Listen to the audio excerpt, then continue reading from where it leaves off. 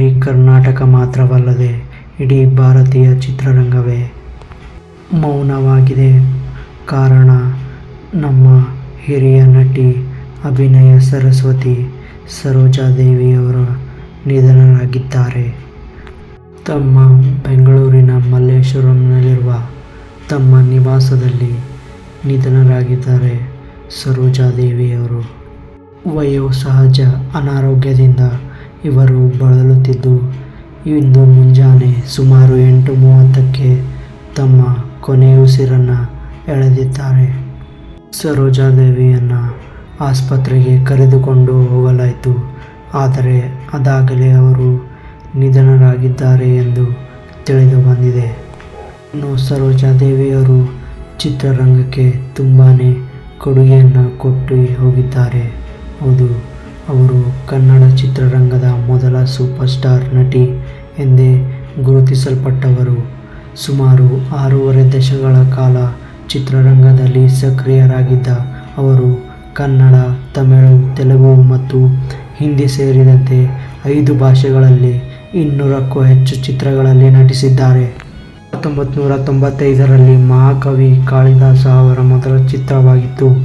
ಇನ್ನು 2019ರಲ್ಲಿ power star Puneeth Rajkumar ನಟನೆಯ ನಟ ಸಾರ್ವಭೌಮ ಅವರ ನಟಿಸಿದ ಕೊನೆಯ ಚಿತ್ರವಾಗಿದೆ.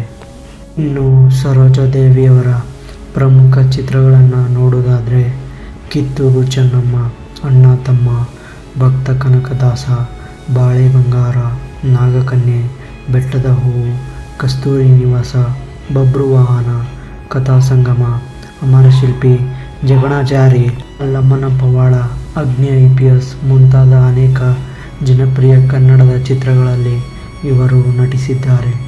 ಇನ್ನು ಇವರ ಸಾಧನೆಗಾಗಿ ಅಭಿನಯ ಸರಸ್ವತಿ ಗೌರವ ಎಂದು 1965ರಲ್ಲಿ ಪ್ರಶಸ್ತಿ ದೊರಕಿದೆ. ಇನ್ನು 1969ರಲ್ಲಿ ಪದ್ಮಶ್ರೀ, 1992ರಲ್ಲಿ ಪದ್ಮಭೂಷಣ, 1988ರಲ್ಲಿ ಕನ್ನಡ ರಾಜ್ಯೋತ್ಸವ ಪ್ರಶಸ್ತಿ ಮತ್ತು ಬೆಂಗಳೂರು ವಿಶ್ವವಿದ್ಯಾಲಯದಿಂದ ಗೌರವ ಡಾಕ್ಟರೇಟ್ ಪದವಿ ಸೇರಿದಂತೆ ಹಲವು ಪ್ರಶಸ್ತಿಗಳು ಮತ್ತು ಗೌರವಗಳು ಸಂದಿವೆ. ತಮಿಳುನಾಡಿನಲ್ಲಿ ಕನ್ನಡದ ಅರಗಿಣಿ ಎಂದೇ ಅವರನ್ನು ಪ್ರೀತಿಯಿಂದ ಕರೆಯಲಾಗುತ್ತಿತ್ತು.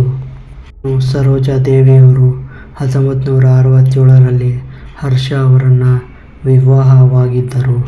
ಅವರು 1986ರಲ್ಲಿ ನಿಧನರಾದರು. ಸರೋಜಾದೇವಿಯವರಿಗೆ 2 ಮಕ್ಕಳಿದ್ದಾರೆ.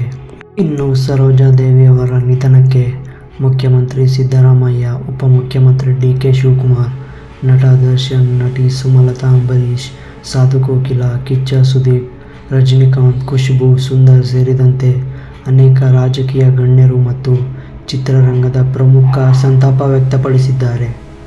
ಇನ್ನು ಇವರ ಪಾರ್ಥಿವ ಶರೀರವನ್ನು ಬೆಂಗಳೂರಿನ ಮಲ್ಲೇಶ್ವರಂನಲ್ಲಿರುವ ಅವರ ನಿವಾಸದಲ್ಲಿ ಅಂತಿಮ ದರ್ಶನಕ್ಕಾಗಿ ಇರಿಸಲಾಗಿದೆ.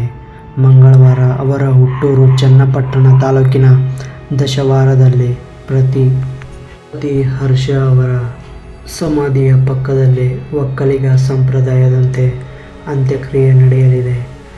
ಇದು ಬಿ. ಸರೋಜಾ ಅವರ ಅಗಲಿಕೆ ಭಾರತೀಯ ಚಿತ್ರರಂಗಕ್ಕೆ, ವಿಶೇಷವಾಗಿ ಕನ್ನಡ ಚಿತ್ರರಂಗಕ್ಕೆ ತುಂಬಲಾರದ ನಷ್ಟವಾಗಿದೆ.